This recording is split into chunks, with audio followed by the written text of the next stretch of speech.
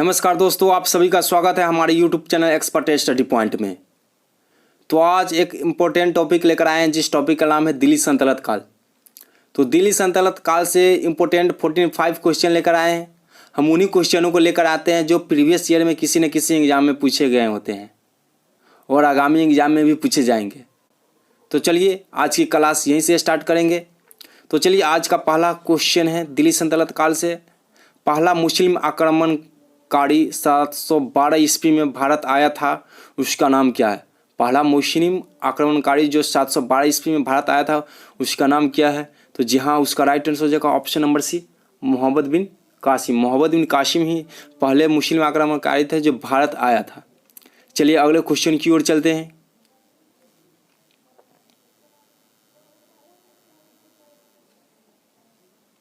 महमूद गजनवी ने भारत पर कितनी बार आक्रमण किया था? ये काफ़ी बार क्वेश्चन पूछा गया है। मोहम्मद गजनवी ने भारत पर कितनी बार आक्रमण किया है? तो जी हाँ, इसका राइट आंसर हो जाएगा ऑप्शन नंबर सी, 17 बार। 17 बार मोहम्मद गजनवी ने भारत पर आक्रमण किया है। चलिए अगले क्वेश्चन की ओर चलते हैं।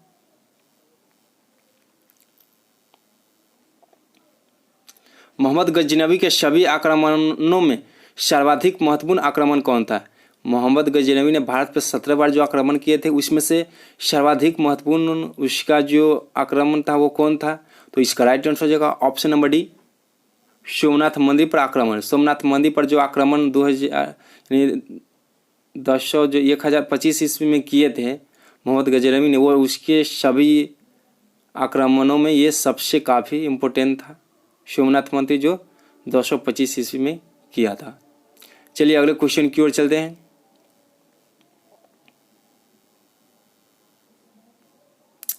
अलबरूनी किसके शासनकाल में इतिहासकार था? अलबरूनी जो इतिहासकार था वो किसके शासनकाल में था? तो जी हाँ, इसका राइट आंसर हो जाएगा option number A, Mahmud Ghaznavi के। मोहम्मद गजनवी के शासनकाल के समय ये अलबरूनी जो था इतिहासकार था। चलिए अगले क्वेश्चन की ओर चलते हैं।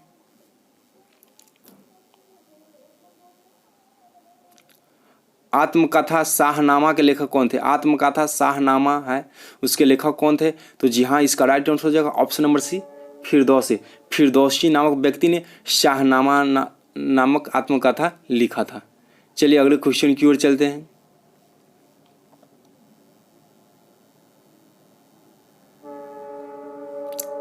तराइन का प्रथम युद्ध कब हुआ था? तराइन का जो प्रथम युद्ध हुआ था वो कब हुआ था? तो इसका राइट आंसर हो जाएगा ऑप्शन नंबर बी, 1191 में। 1191 ईस्वी में तराइन का प्रथम युद्ध हुआ था। 1192 ईस्वी में तराइन का द्वितीय युद्ध हुआ था। चलिए अगले क्वेश्चन की ओर चलते हैं।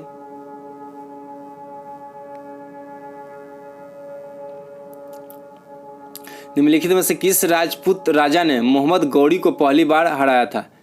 किस राजपूत राजा ने मोहम्मद गौरी को पहली बार हराया था? तो इसका राइट आंसर हो जाएगा ऑप्शन नंबर ए, भीम द्वितीय ने। भीम द्वितीय ने मोहम्मद गौरी को पहली बार हराया था।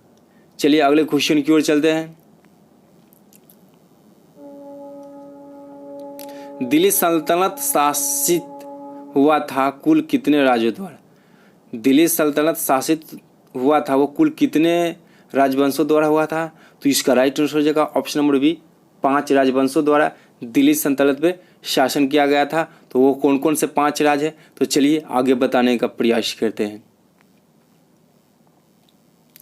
तो ये रहे 5 शासक जो दिल्ली पे शासन किए थे। मुमलुक अथवा गुलाम वंश, मुमलुक अथवा गुलाम वंश जो 1206 से 1290 ईस्वी तक शासन किए थे। उसके बाद आते हैं खिलजी वंश, जो खिलजी वंश से 1290 से 1320 ईस्वी तक शासन किए थे।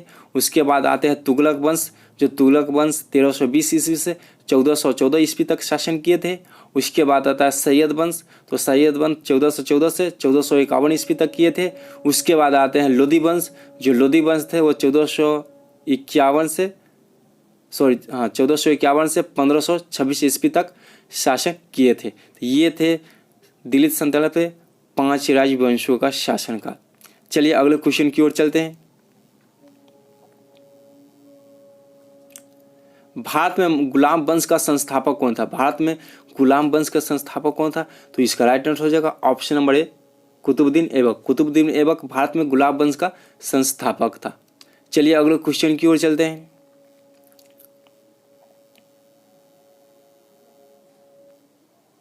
सन 1210 ईस्वी में कुतुबुद्दीन ऐबक के पश्चात दिल्ली का सुल्तान कौन बना?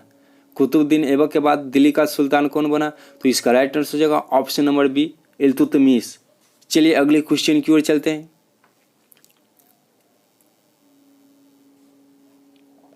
निम्नलिखित में से वह दिल्ली का सुल्तान कौन था जिसका मृत्यु चौगान मतलब पोलो खेलते हुए हो गया?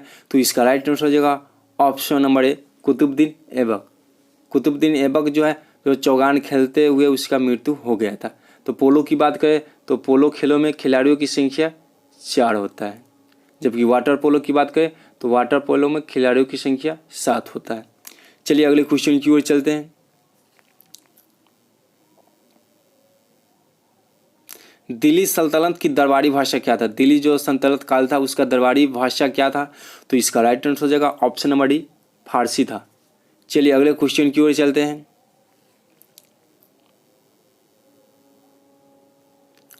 आगरा शहर की स्थापना किसके द्वारा किया गया था? आगरा शहर की स्थापना किसके द्वारा किया गया था? तो इसका राइट आंसर हो जाएगा option number C, Sikandar Lodi ने। सिकंदर लोदी ने 1504 ईस्वी में आगरा शहर को बसाया था। चलिए अगले क्वेश्चन की ओर चलते हैं।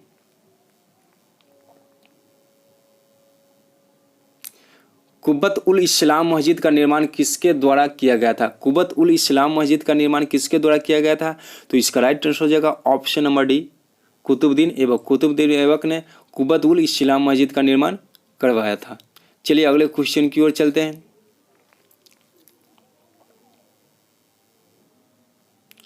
अजमेर में 2.5 दिन का झोपड़ा किसने बनाया था? अजमेर में 2.5 दिन का झोपड़ा किसने बनाया था?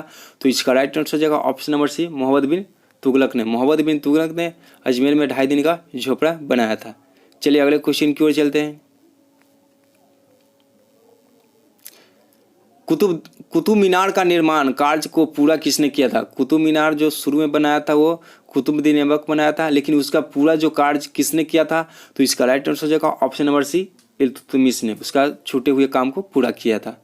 चलिए अगले क्वेश्चन की ओर चलते हैं।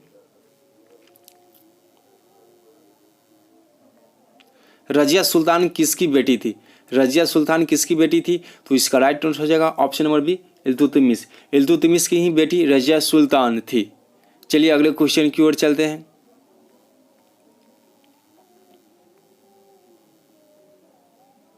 किसके शासनकाल में सबसे अधिक मंगोल आक्रमण हुए थे? किसके शासनकाल में सबसे अधिक मंगोल आक्रमण हुए थे? तो इसका राइट आंसर हो जाएगा option number D, Alauddin Khilji. Alauddin Khilji के शासनकाल में ही सबसे ज़्यादा मंगोल आक्रमण हुए थे। चलिए अगले क्वेश्चन की ओर चलते हैं। दिल्ली के सुल्तान का पद संभालने से पहले बलबन किस सुल्तान का प्रधानमंत्री था? तो इसका राइट आंसर हो जाएगा option number A, Nasiruddin Mahmud. चलिए अगले क्वेश्चन की ओर चलते हैं। नियमित मुद्रा जारी करने वाला और दिल्ली को अपने साम्राज्य की राजधानी घोषित करने वाला दिल्ली का प्रथम सुल्तान कौन था? तो इसका राइट आंसर हो जाएगा ऑप्शन नंबर ए, इल्तुतमिश। चलिए अगले क्वेश्चन की ओर चलेंगे। बाजार नियंत्रण प्रणाली किसने प्रारंभ किया था?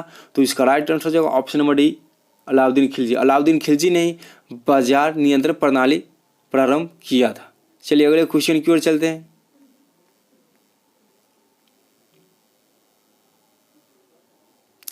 दिल्ली सल्तनत के किस सुल्तान ने सर्वप्रथम अस्थायी सेना का निर्माण किया था? तो इसका राइट आंसर हो जाएगा ऑप्शन नंबर ए, अलाउद्दीन खिलजी। अलाउद्दीन खिलजी ने ही दिल्ली सल्तनत काल में प्रथम बार अस्थायी सेना का निर्माण किया था। चलिए अगले क्वेश्चन की ओर चलेंगे। चंगेज खां का वास्तविक नाम क्या था? तो इसका राइट आंसर का ऑप्शन नंबर ए, तेमुजीन। चलिए अगले क्वेश्चन की ओर चलते हैं।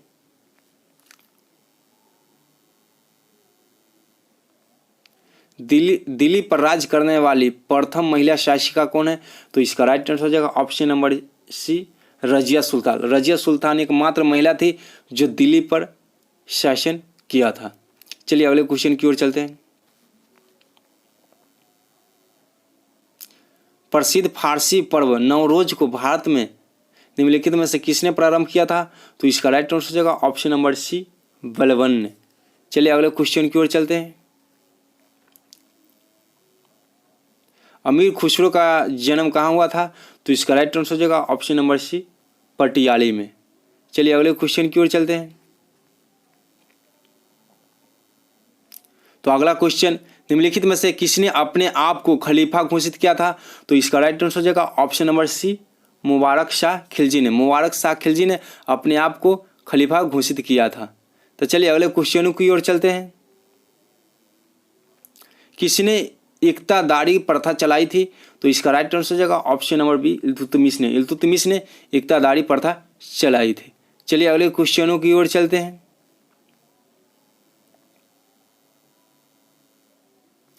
लाख बख्श के नाम से जाने जाने वाला भारतीय शासक कौन है? ये काफ़ी इंपॉर्टेंट क्वेश्चन है। लाख बख्श के नाम से जाने जाने वाला भारतीय शासक थे वो कुतुबुद्दीन ऐबक थे। चलिए अगले क्वेश्चनों की ओर चलते हैं।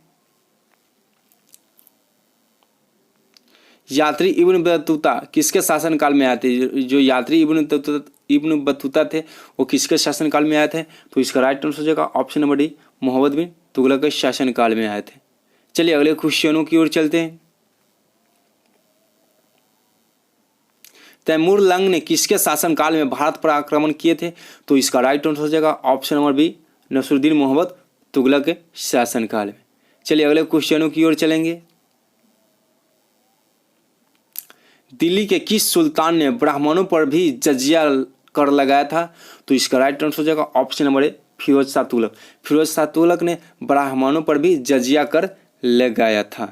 चलिए अगले क्वेश्चनों की ओर चलते हैं।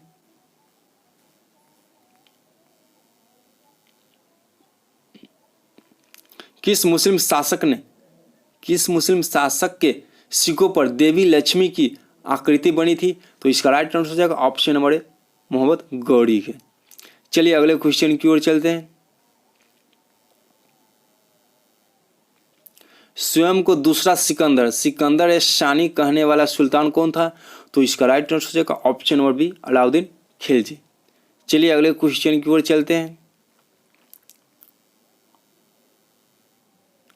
दक्षिण विजय करने का मिशन अलाउद्दीन खिलजी ने किसे सौंपा था? तो इसका राइट आंसर हो जाएगा option number B, Malik Kafur को। चलिए अगले क्वेश्चनों की ओर चलते हैं। निम्नलिखित में से किसे भारत का तोता कहा जाता है? भारत का तोता किसे कहा जाता है? ये काफी इंपॉर्टेंट क्वेश्चन है। तो इसका राइट आंसर हो जाएगा ऑप्शन नंबर डी, अमीर खुसरो। अमीर खुसरो को भारत का तोता या तोता हिंद के नाम से जाना जाता है। चलिए अगले क्वेश्चनों की ओर चलते हैं। मनियारों का राजकुमार किसे कहा जाता है? मनियारों का राजकुमार किसे कहा जाता है? तो इसका राइट आंसर हो जाएगा ऑप्शन नंबर ए, मोहम्मद बिन तुगलक को। मोहम्मद बिन तुगलक को मनियारों का राजकुमार कहा जाता है। चलिए अगले क्वेश्चन की ओर चलते हैं। भारत में चमड़े की प्रतीक मुद्रा किसने प्रारंभ किया था? तो इसका राइट आंसर हो जाएगा ऑप्शन नंबर डी, मोहम्मद बिन तुगलक ने। मोहम्मद बिन तुगलक ने भारत में चमड़े की प्रतीक मुद्रा प्रारंभ किया था। चलिए अगले क्वेश्चनों की ओर चलते हैं। कुतुब मीनार को जैसे हम आज उसे देखते हैं अंततः उसका पुनर्निर्माण किया गया था। तो इसका राइट आंसर हो जाएगा option number C, Firoz Shah Tughlaq. चलिए अगले क्वेश्चन की ओर चलते हैं।